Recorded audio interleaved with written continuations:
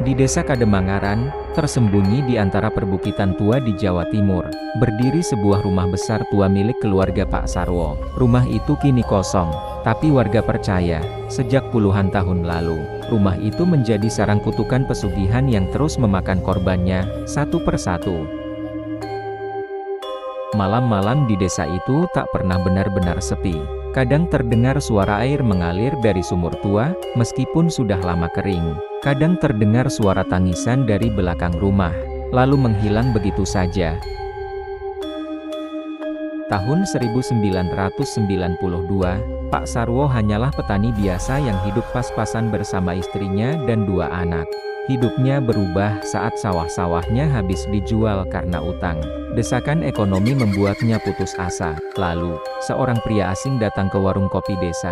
Namanya Darto, berpakaian serba hitam. Ia mendekati Pak Sarwo dan berbisik, "Kalau sampean mau kaya, datang saja tengah malam ke sumur belakang rumahmu. Tapi siapin sesuatu, sedikit darah."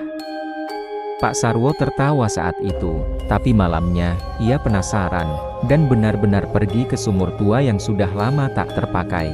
Di sana, ia temukan kendi tanah liat, bunga 7 rupa, dan sepotong tulang ayam.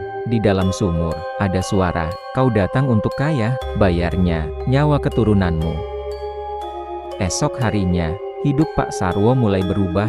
Orang tak percaya dia membeli sapi, truk, dan alat panen modern hanya dalam 3 bulan. Tapi bersamaan dengan itu, warga mulai resah.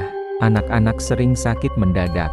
Burung gagak berkumpul di atap rumah Pak Sarwo setiap sore. Bahkan salah satu anaknya, Rama, mendadak bisu dan matanya membelalak seperti melihat makhluk gaib.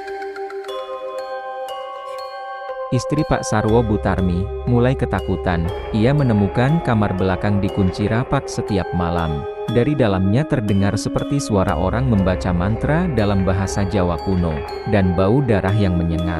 Tapi saat Butarmi membicarakannya, Pak Sarwo marah besar. "Jangan ikut campur, ini demi masa depan keluarga." Tahun ketiga, Rama, anak sulung Pak Sarwo, ditemukan tewas mengambang di sumur. Lehernya terpotong seperti korban hewan kurban. Tidak ada yang tahu siapa pelakunya, tapi warga mulai berani berbisik, "Tumbal, pesugihan sumur berdarah." Pak Sarwo terlihat murung selama 3 hari. Tapi setelah itu, usahanya malah semakin besar.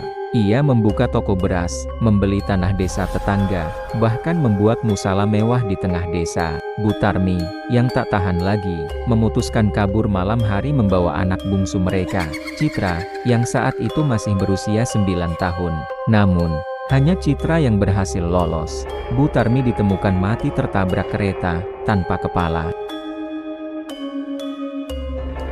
Citra tumbuh besar di kota, tinggal bersama panti asuhan. Ia menolak kembali ke desa, tapi saat berusia 27 tahun, ia menerima kabar, ayahnya meninggal sendiri di rumah tua. Tidak ada pelayat, tidak ada keluarga, rumahnya sudah ditinggalkan bertahun-tahun. Citra pun pulang ke Kademangaran, untuk menjual rumah dan menutup masa lalu.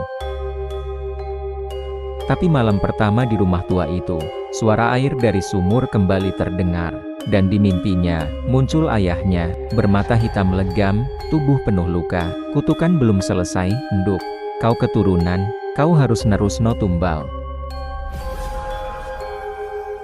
Citra mencoba kabur keesokan paginya, tapi tak ada kendaraan lewat.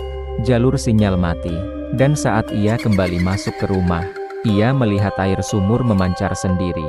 Dalam pancaran airnya, terlihat wajah ibunya, menangis. Dan di belakangnya, sosok anak kecil dengan kepala terbalik, tertawa.